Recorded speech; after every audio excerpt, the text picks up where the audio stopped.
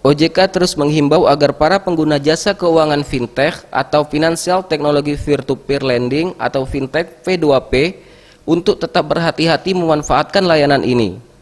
Dalam melakukan interaksi dengan fintech lending, masyarakat dihimbau untuk benar-benar memahami resiko, manfaat, biaya, dan kewajiban yang terkait di dalamnya.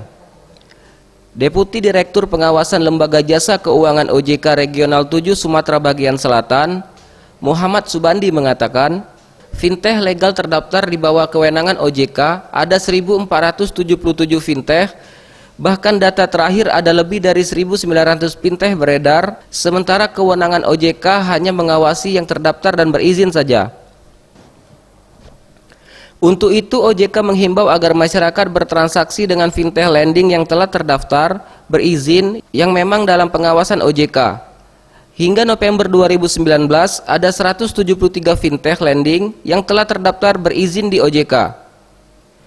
M. Subandi juga menegaskan agar masyarakat lebih selektif dan memilih menggunakan jasa pinjaman dari fintech yang legal dan terdaftar di OJK. Jika di antara fintech ini terbukti ada yang melakukan pelanggaran, OJK berhak memberikan sanksi, diantaranya bisa berupa surat peringatan, denda, pembatasan kegiatan usaha, dan atau pencabutan izin usaha.